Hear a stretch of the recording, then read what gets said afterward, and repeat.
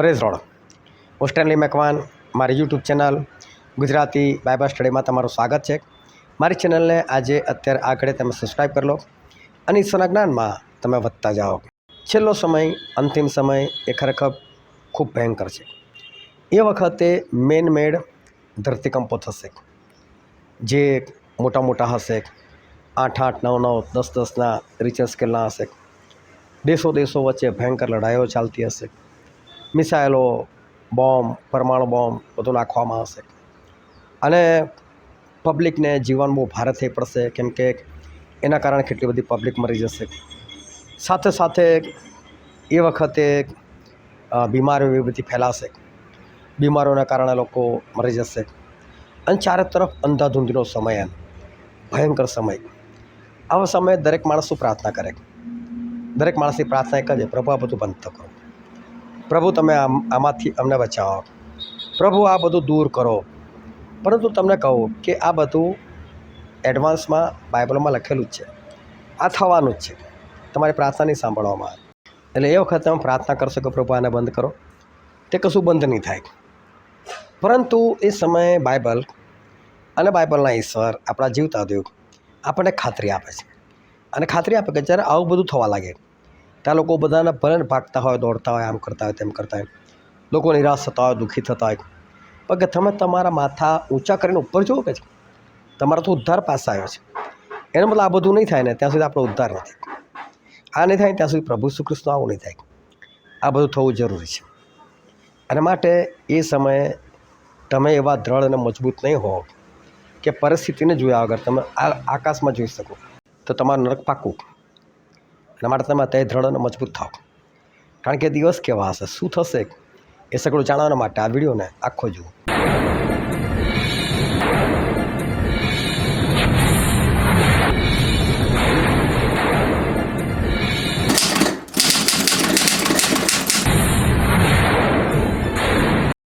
આજે છે તારીખ 27 ઓગસ્ટ 2025 અને રોજ 10 સવાલો પૂછવામાં આવે છે અને બાઇબલના 4 અધ્યાયમાંથી 10 સવાલ પૂછવામાં આવે છે અને એમાંથી સમજો કે 4 ઓપ્શન હોય છે, તમારે સાચો ઓપ્શન અને બાઇબલનો અધ્યાય અને કલમ લખવાની હોય છે અને આ એટલા માટે છે કે લોકો ઈશ્વરના વચનમાં આગળ વધે। તમે પણ આગળ વધવા ચાહો છો તો તમે આમાં ભાગ લઈ શકો છો। તમે તમારું નામ, એડ્રેસ અને એટલું લખીને મને મોકલો કે મારા પ્રશ્નોત્તરીમાં ભાગ લેવો છે, તો તમારું નામ ચોક્કસ એડ કરવામાં આવશે। શરત એક જ છે, રોજ જે જવાબ આપવાના છે, નહીં આપો તો નામ કમી। જે લોકો રેગ્યુલર આપી રહ્યા છે એ લોકોના માટે પણ આ શરત છે કે નહીં આપે તો બંધ થઈ જશે, કારણ કે આ એક મહેનતનું કામ છે, એટલા માટે કરવામાં આવે છે કે લોકો આગળ વધે। પણ જે લોકોને આગળ વધવું અને ટાઈમ પાસ કરવો હોય તો એવા લોકો માટે આ સવાલના જવાબ નથી। તો આજનો પહેલો સવાલ છે કે જ્યારે તે માર્ગે આપણી સાથે વાત કરતો હતો અને ધર્મલેખોનો ખુલાસો આપણને કરી બતાવતો હતો ત્યારે આપણા મન આપણામાં શું નહોતા થતા? એનો જવાબ ખરેખર એવો આવે છે, ખબર નહીં। કારણ કે બાઇબલનું એક વાક્ય બેઠું ઉંચકીને મેં મૂકી દીધેલું અને બાઇબલ મેં આ 2 જણા હતા જે પ્રભુના શિષ્ય હતા અને કોઈ યરૂશાલેમથી એમોસ જતા હતા અને યરૂશાલેમથી એમોસ જતા હતા ને તો રસ્તામાં પ્રભુ એમની સાથે થયા છે અને પ્રભુ મરી ગયેલા અને આ 3જો દિવસ હતો, એનો મતલબ પ્રભુ જીવતા થઈ ગયેલા હતા પણ પ્રભુ એમની સાથે થયા છે। આ લોકો વાતો કરતાં કરતાં જતા હતા તો પ્રભુ લોકોને પૂછે છે, લા ભાઈ શાની વાતો કરો છો? તો પેલા કોઈ થોડો અણગમો થાય છે કે આ દિવસોમાં કે યરૂશાલેમમાં શું થયું તને એકલા નથી ખબર કે છે? કારણ કે જે ઘટના બનેલી બહુ મોટી હતી, પ્રભુ શ્રી કૃષ્ણને મારી નાખવામાં આવેલા, બહુ મોટી ઘટના હતી, નાની ઘટના હતી, એટલે બધાને ખબર હોવી જોઈએ। એના કોણ ગમાથી કહે છે કે તને નથી ખબર કે છે? પરંતુ પ્રભુ શું પછી રસ્તામાં લોકોની સાથે બધી વાતો કરે છે અને પછી છેલ્લે જ્યારે એ લોકો ખાવા માટે બેસે છે ત્યારે એ લોકોને ખબર પડશે કે આ તો પ્રભુ શું છે, પણ પ્રભુ શું ત્યાંથી અદૃશ્ય થઈ જાય છે અને પ્રભુ શું અદૃશ્ય થયા ત્યાર પછીની વાત છે કે લોકો 2 જણા એકબીજાની સાથે વાતો કરતા હતા કે જ્યારે તે એટલે કે પ્રભુ શું આપણી સાથે હતા કે છે અને આપણને ધર્મલેખોનો ખુલાસો કરતા હતા, આપણા મને ઉલ્લાસી નહોતા થતા? તો વિચાર કરો કે 2 જણા વાતો કરે છે, તમે જ વાતો કરો, સમજો, આપણા મને ઉલ્લાસી નહોતા થતા? તો કે પ્રશ્ન થોડો છે, આ તો કહે છે કે હવે આપણા મન ઉલ્લાસી થતા હતા, એટલે ખુલાસો સાંભળીને લોકોના મન કેવા થતા? ઉલ્લાસી થતા હતા। મેં સેમ ટુ સેમ મૂકી દીધું કોના મન ઉલ્લાસી, એ લોકોના મન શું નહોતા થતા? અને બધાએ આંધળે બેરું કૂટ્યું. મોટાભાગના લોકો જેના પણ જવાબમાં એક ખોટું છે ને, એ આ જ પ્રશ્ન લોકોનો ખોટો છે. એ બધાએ ઉલ્લાસી નહોતા થતા એમને. અલ્લા ઉલ્લાસી થતા હતા, બસ ખાલી વાંચવામાં ફરક. હવે રોજે આવો એક સવાલ તો મૂકી જ છું કે જો માણસ ધ્યાનથી ના વાંચે તો સમજ ના જ પડે. અને વારંવાર કહું છું કે બાઇબલને ધ્યાનથી સમજો. બીજો સવાલ છે, પણ આ વાતો થવા લાગે ત્યારે તમે નજર ઉઠાવીને તમારા માથા ઊંચા કરો, કેમ કે શું પાસે આવ્યો છે એમ સમજવું. અને જવાબ છે તમારો ઉદ્ધાર. આ બધું થવા લાગે એટલે ધરતીકંપો થવા લાગે, બીમારીઓ આવે, મોંઘવારી વધી જાય, તમારો જીવ ભાર થઈ જાય, અફડાથફડી મચી જાય, તમે ઘરમાં ના રહી શકો, તમારા સગા, તમારા ભાઈ બહેનો, તમારા મા બાપ, તમારા છોકરા તમારી વિરુદ્ધમાં પડેલા હોય, તમને મારી નાખવા માટે સોંપતા હોય, તમને મારતા હોય, ભયંકર અફડાથફડીનો સમય. એટલે તમને બીજું કોઈ સૂઝે જ નહીં, આમાંથી કઈ રીતે બચો, આમાંથી કઈ રીતે બચો. પ્રભુ કહે છે એ સમય તમારે આ નથી જોવાનો, એ સમય તમારે ઉપર જોવાનો છે. કેમ? તમારો ઉદ્ધાર આવ્યો છે. અને માટે તમે એવી રીતે જીવો કે આવા સમય તમે દ્રઢ અને મજબૂત રહી શકો. ત્રીજો સવાલ હતો, હું રોજ તમારી સાથે મંદિરમાં હતો ત્યારે તમે મારા પર હાથ નહોતા નાખ્યા, પણ આ તમારી ઘડી તથા શાનું સામર્થ્ય છે? અને જવાબ છે અંધકારનું સામર્થ્ય. પ્રભુ સુરોજે બિંદાસથી છૂટા રહેતા હતા. એમની જોડે કોઈ બોડીગાર્ડ નહોતા, એમનું પોતાનું કોઈ સૈન્ય નહોતું, એની સાથે કોઈ સ્વર્ગદૂતો રહેતા નહોતા.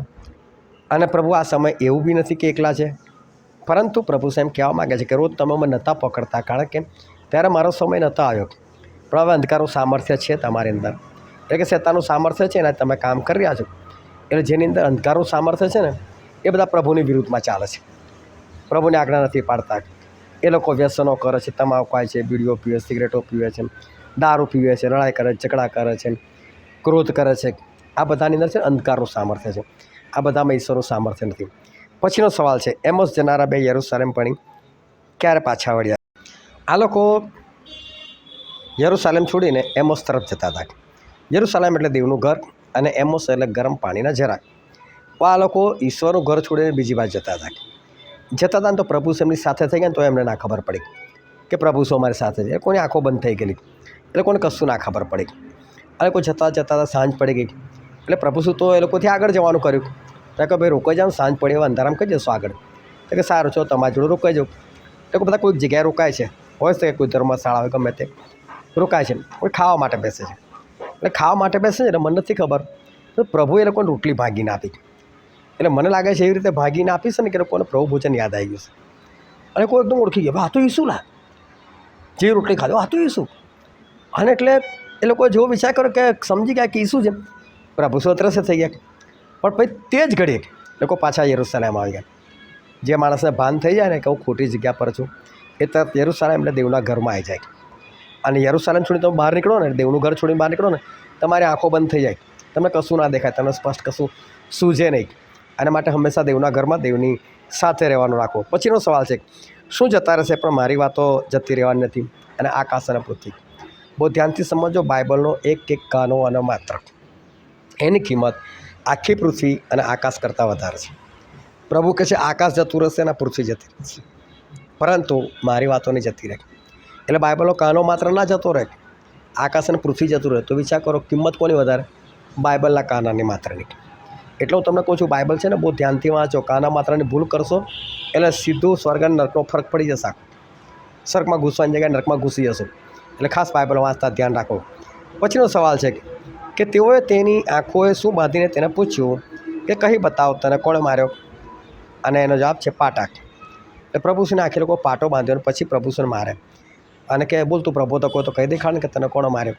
શું પ્રભુશ્રી ના ખબર પડે? તો પ્રભુશ્રી મસ્કરી કરો, શું પ્રભુશ્રી ના ખબર પડે?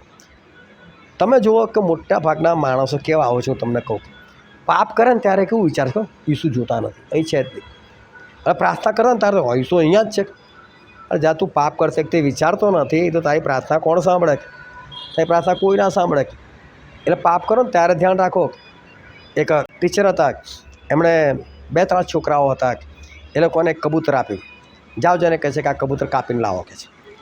પરંતુ શરત એક જ છે કે કોઈ તમને જોઈ ના જવું જોઈએ કે છે. હવે એક છોકરો તરત જ આવી ગયો, બીજા 1 કલાક પછી આવ્યો, પરંતુ એના હાથમાં કબૂતર જીવતું. અને પહેલાંને પૂછ્યું શું થયું? તો કે હા ભાઈ મને કોઈ નથી જોયું, પૂછી જાઓ કોઈ બી જેવું મને જોઈ ગયો હતો કે. બીજાને કીધું કે તું તો ભાઈ આટલો બધો મોડા જો કબૂતર જીવતું છે. તો હું જ્યાં જતો ત્યાં મારા ઈશ્વરની નજર મારી પર હતી કે છે. તમે જ્યાં જાઓ છો ને ત્યાં ઈશ્વરની નજર તમારી પર છે. ઈશ્વર તમને જોઈ રહ્યા છે, ઈશ્વર તમને પારખી રહ્યા છે.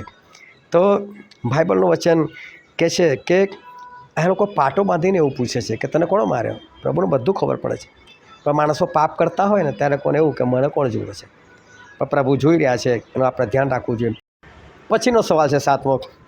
શું સમજવા સારું તેણે તેઓના મન ખોલ્યા?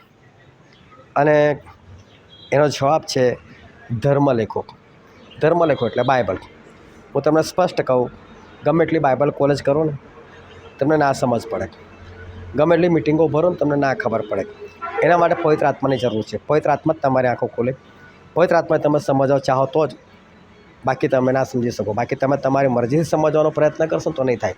અને માટે દરેક વખતે બાઇબલ સમજવાનો માટે તમારે ઈશ્વરને વચ્ચે રાખવાના. પછીનો સવાલ છે અતિશય ખાનપાનથી તથા સંસાર ચિંતાથી શું જડ થઈ જાય જેથી તે દિવસ ફાંદાની પેઠે તમારા પર ઓચિંતો આવવો પડે? અને એનો જવાબ છે તમારું મન. અત્યારે તમે જુઓ લોકો ખાવા પીવામાં જ પડ્યા છે ને. જેમ જૂના સમયમાં હતા, ઝોમેટોવાળાને બોલાવશે, સ્વિગીવાળાને બોલાવશે, અને યુટ્યુબ પર જોવાનું કઈ વસ્તુ કઈ રીતે બને છે, અલગ અલગ વસ્તુ બનાવીને ખાવાની. લોકો બધા આમાં જ પડેલા છે. પરંતુ પ્રભુએ તમને એના માટે નથી મોકલ્યા. પ્રભુએ તમને એના માટે મોકલ્યા છે કે તમે સ્વર્ગમાં જવા માટે તૈયાર થાઓ. તમે એના માટે તૈયાર થયા, તમે પસ્તાવ કર્યો, તમે બાપ્તિસ્મા લીધો, તમે ઈશ્વરની આજ્ઞાઓ પાડો, તમે પવિત્ર આત્માથી ભરપૂર થયા. આ બધું નહીં હોય ને તો તમે સ્વર્ગમાં નહીં જઈ શકો. તમારા મન જડ ના થઈ જવા જોઈએ. અને તમે આ બધી વાતો પર ધ્યાન રાખશો ને તમને એ નહીં ખબર પડે કે પ્રભુ શું આગમન કેટલું નજીક છે. આજે ખબર લોકો શું માને છે કે તો પ્રભુને આવતા હજુ હજારો વર્ષો લાગશે, પેઢીઓની પેઢીઓ વીતી જશે, આમ થશે તેમ થશે.